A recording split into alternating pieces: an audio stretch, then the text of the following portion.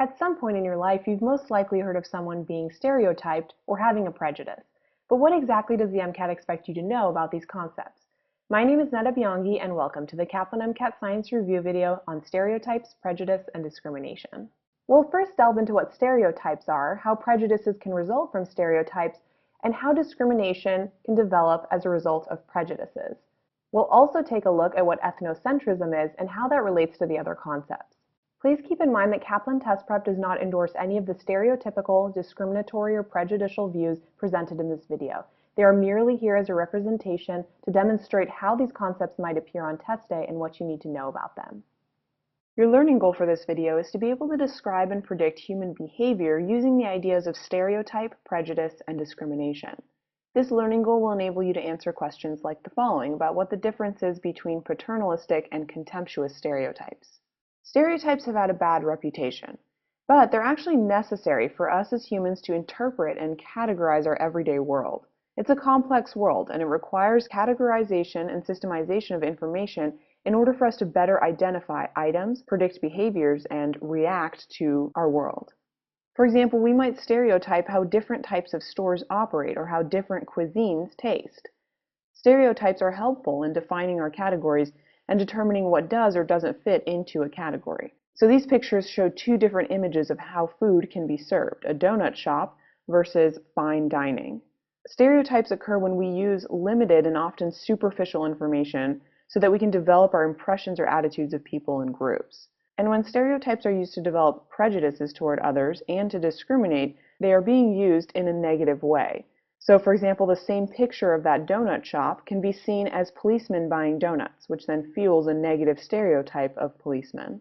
The stereotype content model attempts to classify stereotypes using two ideas, warmth and competence. When we say the content of stereotypes, we mean the attributes that people believe define and characterize a group.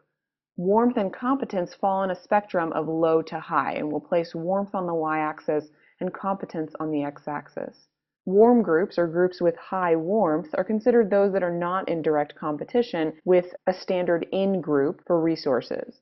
Competent groups, or high competence, involves groups that have high status within society. Each of these quadrants is then associated with specific distinct emotions and stereotypes. For example, the paternalistic stereotype involves low competence or status and high warmth, which means the group is not competitive to this in-group. Generally, this stereotype, when applied to a group, involves looking down on that group as inferior, dismissed, or even ignored. The contemptuous stereotype involves low status and low warmth, which means competitiveness. This stereotype might be applied to people who are welfare recipients or poor people and can conjure up feelings of resentment, annoyance, or anger from the in-group. The admiration stereotype involves high status and low competitiveness. These groups are generally viewed as in-groups or close allies to an in-group. The admiration stereotype is one in which the group is viewed with pride and other positive feelings. Finally, the envious stereotype involves high status and high competitiveness. Groups that might have this stereotype applied to them are wealthy people or feminists. And when applied to the group, this stereotype can conjure up feelings of jealousy, bitterness, or distrust. Once we develop these stereotypes, they can affect our behavior in several ways. One of these is the self-fulfilling prophecy, where a person's inaccurate expectations about another person's behavior prompt that person to then act in stereotype-consistent ways. So in essence, they're confirming a person's erroneous expectations and then validating the stereotype. For example, a medical student might be told to perform a procedure on a patient. It's her first time doing so. She knows the stereotype that medical students are ineffective, and so knowing this, she is nervous and ends up struggling. Therefore, she completes the self-fulfilling prophecy. Another effect of stereotypes is the stereotype threat, where people are concerned or anxious about confirming a negative stereotype about their social group. This can reduce their performance and then lower their personal investment in an activity. For example, women taking a math exam with other women presented scores higher than when taking the math exam when only men were present. In this case, self-identification with a gender group and awareness of a stereotype that women are worse than men at math may have resulted in reduced performance. Stereotypes can and often do develop into prejudices. A prejudice occurs when, before we even have an actual experience with a person, group, or thing, we develop a positive or negative attitude towards them. These can form in response to perceived dissimilarities among groups, races, ethnicities, or environments. For example, people have attitudes toward different regions of the country based on culture, which can include maybe what food we find unhealthy, or what type of animal we find is a good pet. A variety of factors affect or influence prejudice. Power is the ability of people to achieve their goals despite their obstacles. For example, a paraplegic overcomes obstacles and can still lead a successful life despite loss of a limb. Prestige involves a level of respect shown to a person by others. For example, Navy commanders command a level of respect for their work protecting the country. Finally, class involves socioeconomic status. For example, the wealthy upper class have a specific set of prejudices associated with them.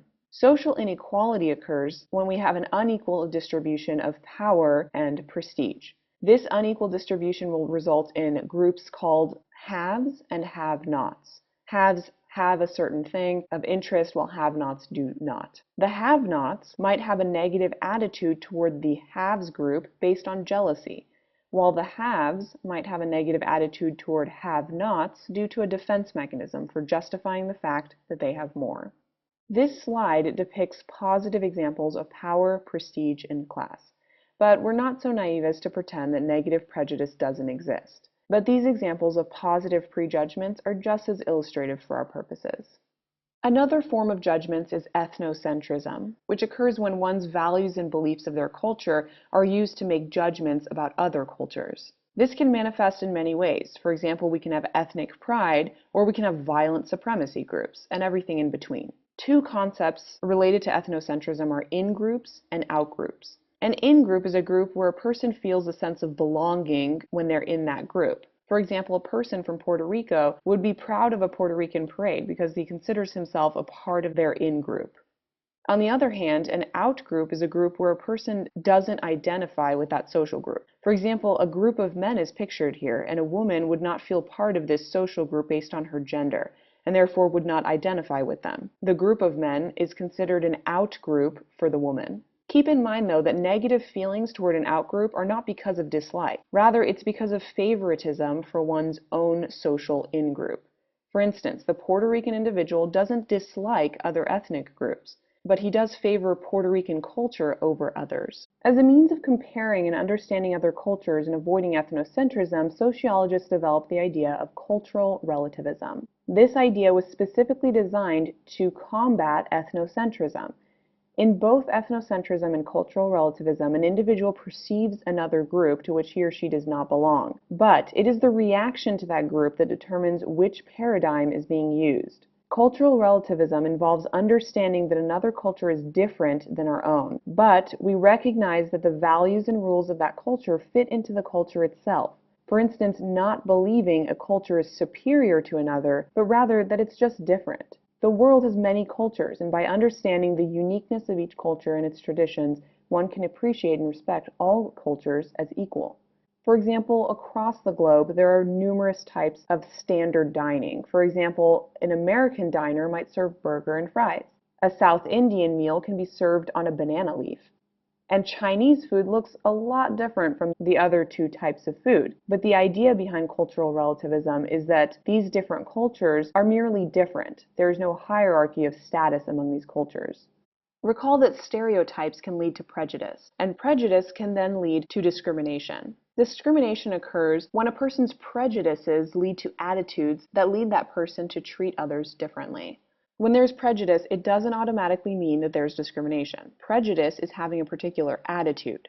Discrimination is acting on those attitudes. Earlier in this video, we mentioned that social inequality influences prejudice. The same goes for discrimination. We can have discrimination of age, caste, employment, language, nationality, race, religion, gender, sexual orientation, and the list goes on. Discrimination can be split into two types, individual versus institutional discrimination.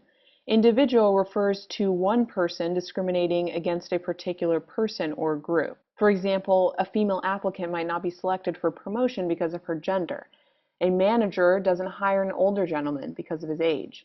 A teacher doesn't provide extra help for a Hispanic student based on ethnicity. Remember that this is one person discriminating against a particular person or group. And institutionalized discrimination refers to discrimination against a person or group by an entire organization, institution, or government. For example, achievement gaps in education, Plessy v. Ferguson, which was a Supreme Court decision that upheld racial segregation, or laws treating heterosexual and same-sex couples differently.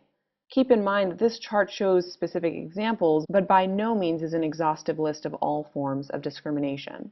Let's see how the MCAT might test the concepts in this video. Read and answer the practice question. The answer is B. Because Robbie is identifying as part of the social group due to shared cultural values, this is an example of in-group ethnocentrism. He does not have negative feelings to other social groups out of dislike. Rather, he favors his own social group over other social groups. If you had trouble with this question, review ethnocentrism. Read and answer this practice question. The answer is C. Because Sydney is nervous, she will fulfill the stereotype for first-year professors, and she will receive poor evaluations. If you had trouble with this question, review self-fulfilling prophecies related to stereotypes. Let's look at some of the takeaways from this video. Stereotypes occur when we take limited and superficial information and make attitudes and impressions out of them. Stereotypes are important because they allow us to interpret and categorize our complex world. The stereotype content model will classify stereotypes using two ideas, warmth and competence. The stereotypes in this model include the paternalistic stereotype, contemptuous, envious, and admiration stereotypes. Prejudices can emerge as a result of stereotypes, and these involve our rational positive or negative attitudes toward a person or a group. Generally, this person or group is unfamiliar to a person, leading to a prejudice.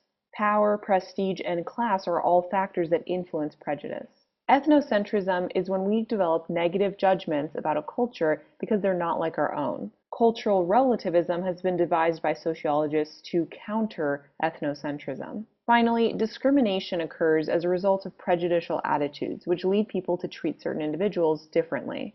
Thank you for joining me in the Kaplan MCAT Science Review video on stereotypes, prejudice, and discrimination.